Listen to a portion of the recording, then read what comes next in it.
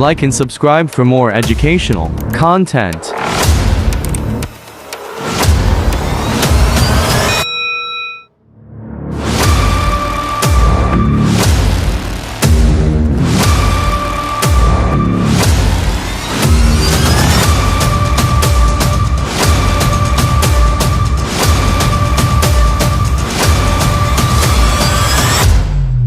વિદ્યાર્થી મિત્રો કેમ છો? મજામાં?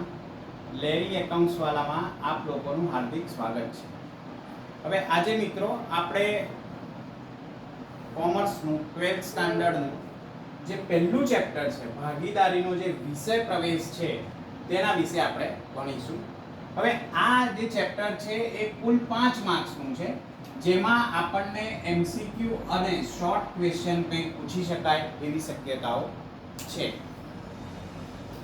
હવે ધોરણ 11 માં આપણે શીખી ગયા એકાંકી વેપાર. હવે એનું જ જે વિસ્તૃત સ્વરૂપ છે એ આપણું ભાગીદારી પેઢી છે. હવે તમને ખ્યાલ છે કે એકાંકી વેપારમાં એક જ માલિક હોય છે, માટે આપણે જે નફો નુકસાન ખાતું બનાવીએ છીએ અને એનો જે ચોખ્ખો નફો થાય છે એ ફક્ત અને ફક્ત એક જ માલિકને મળતો હોય છે. અમુક વાર એવું થઈ શકે કે ચોખ્ખી ખોટ પણ થતી હોય તો એ ખોટ પણ એક જ વ્યક્તિએ સહન કરવાની આવતી હોય છે.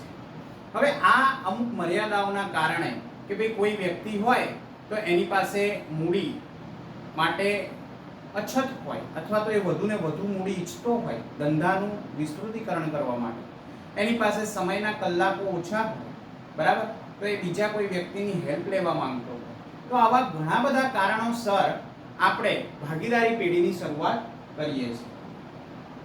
તો આપણે જોઈશું કે ધોરણ 11 માં આપણે જે એકાંકી વેપાર ભણેલા એમાં નફા નુકસાન ખાતું ભણ્યા હતા. હવે જે 12મા ધોરણમાં ભાગીદારી પેઢી છે કે ભાગીદારીના જે હિસાબો છે તમારું આખું પાર્ટ 1 કવર કરે છે, જેના કુલ માર્ક્સ 48 થાય છે. ભાગીદારી થી સંબંધિત એમાં ભાગીદારીનો પ્રવેશ આવી ગયો, પછી પાઘડી આવી ગયું, તેના વાર્ષિક હિસાબો આવી ગયા, પ્રવેશ આવી ગયું, નિવૃત્તિ આવી ગયું, વિસર્જન આવી ગયું. આ બધા ચેપ્ટર્સનું ટોટલ વેટેજ તમારું 48 માર્ક્સનું છે. હવે જે ત્રીજો એટલે આપણે જોઈ શકીએ કે ભાગીદારી 12th સ્ટાન્ડર્ડનો જે પાર્ટ 2 છે, તો એ પાર્ટ 2 ની અંદર તમે જોશો કંપની સ્વરૂપ. તો કંપની સ્વરૂપમાં જે આપણે હિસાબો લખતા હોઈએ, કંપની સ્વરૂપનું નફા નુકસાન ખાતું, તેનું પાકું સરવૈયું, એનું આપણે ડિસ્કશન કરીશું. પણ હાલ પૂરતું આપણે જે ભાગીદારી છે તેના વિશે ચર્ચા કરીએ. હવે ભાગીદારી ખરેખર છે શું? તો કે જ્યારે બે કે તેથી વધુ વ્યક્તિઓ કાયદેસરનો કોઈ ધંધો કરવા નફાના હેતુથી એક દ્વારા સંચાલિત અથવા તો બધા જ દ્વારા સંચાલિત એવો કોઈ ધંધો કરે તો એને ભાગીદારી કહેવાય. હવે અહીંયા જોઈ શકીએ છે કે આવી ભાગીદારી લેખિત સ્વરૂપમાં પણ હોઈ શકે અને મૌખિક સ્વરૂપમાં પણ હોઈ શકે. અહીંયા આપણે જોઈ શકીએ છીએ કે ભાગીદારો ભેગા મળીને ભાગીદારી પેઢી બનાવે છે. એટલે કે જેમ એકાંકી વેપારની અંદર ધંધાનો માલિક અને પેઢી એ અલગ હતું, એવી જ રીતે અહીં પણ ભાગીદારો અને ભાગીદારી પેઢી એ બંને તદ્દન અલગ છે. આ ચેપ્ટરમાં આપણે નવું શીખીશું કે નફા નુકસાન ફાળવણી ખાતું કેવી રીતે બનાવવું, ભાગીદારોના મૂડી ખાતા કેવી રીતે બનાવવા અને ભાગીદારોના ચાલુ ખાતા કેવી રીતે બનાવવા. આ અંગે આપણે ડિસ્કશન કરીશું. હવે જ્યારે ભાગીદારો એકઠા થાય અને તે લોકો નક્કી કરે કોઈ ધંધો કરવાનો, તો એ લોકો એક કરાર બનાવતા હોય છે, એને જ આપણે ભાગીદારી કરાર કહેતા હોઈએ છીએ.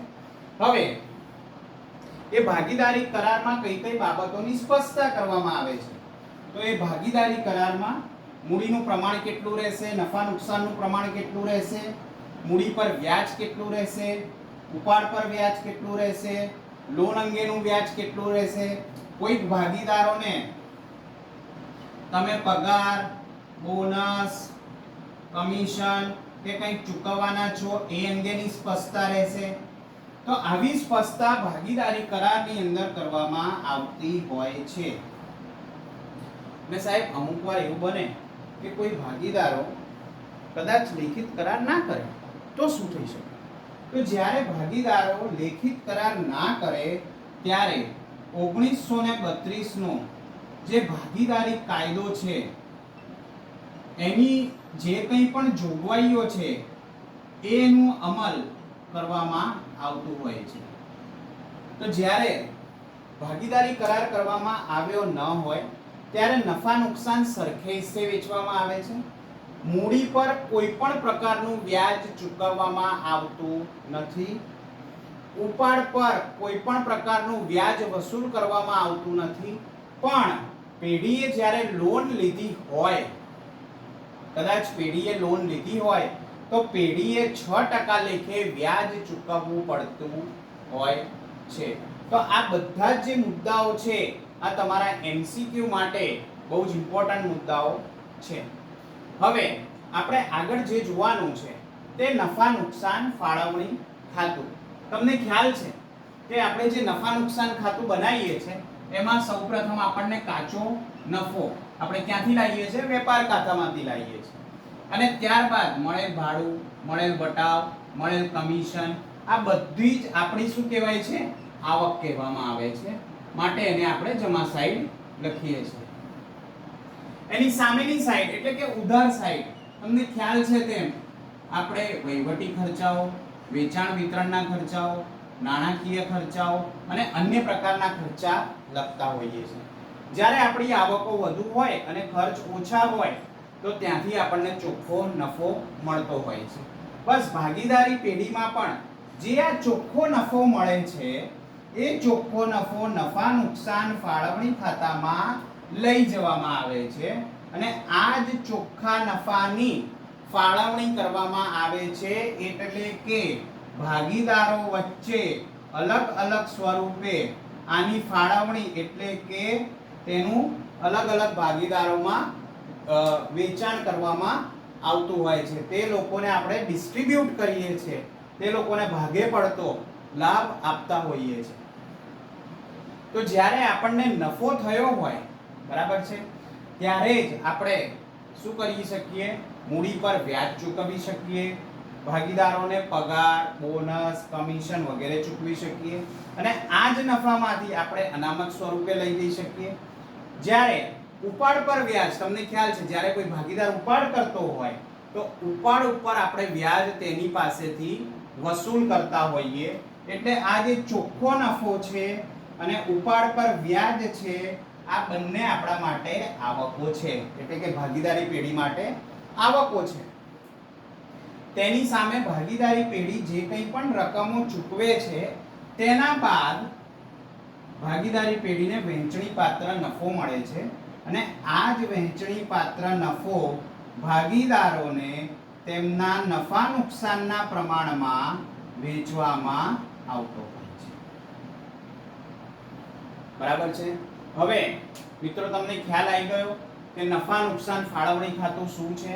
તો નફા નુકસાન ફાળવણી ખાતું એટલે આ પણ ઉધાર બાજુ ખર્ચ જ લખવામાં આવે છે, જમા બાજુ આવક જ લખવામાં આવે છે. આ સેમ નફા નુકસાન ખાતા જેવું જ છે. આમાં કોઈ પણ પ્રકારનો ફેરફાર નથી. નફા નુકસાન ફાળવણી ખાતામાં ફક્ત એ જ ફેરફાર છે કે અહીં જે કંઈ પણ રકમો ચૂકવવામાં આવે છે એ બધી જ રકમો આપણે ભાગીદારોને ચૂકવીએ છીએ અથવા કોઈ પણ રકમ વસૂલ કરતા હોઈએ તો એ ભાગીદારો પાસેથી આપણે વસૂલ કરતા હોઈએ છીએ. અને છેલ્લે જ્યારે કંઈક નફો વધતો હોય તો એને વહેંચણી પાત્ર નફો કહેવામાં આવે છે. તે ભાગીદારો વચ્ચે નફા નુકસાનના પ્રમાણમાં વહેંચવામાં આવે છે. અમુક વાર એવું પણ બની શકે કે વહેંચણી પાત્ર ખોટ હોય તો એ ભાગીદારોના નફા નુકસાનના પ્રમાણમાં વેચવામાં આવતી હોય છે. હવે આ આપણું નફા નુકસાન ફાળવણી ખાતું થયું. નેક્સ્ટ લેક્ચરમાં આપણે આ નફા નુકસાન ફાળવણી ખાતાની જેટલી પણ વિગતો છે એની આપણે વિસ્તૃત ચર્ચા કરીશું. તો થોડાક સમય માટે આપણે છૂટા પડીએ છીએ. નેક્સ્ટ લેક્ચરમાં આપણે ફરી મળીશું. ત્યાર સુધી તમે આ લેરી એકાઉન્ટ્સ વાળાને સબસ્ક્રાઇબ અને શેર કરવાનું ચૂકશો નહીં. Thank you very much.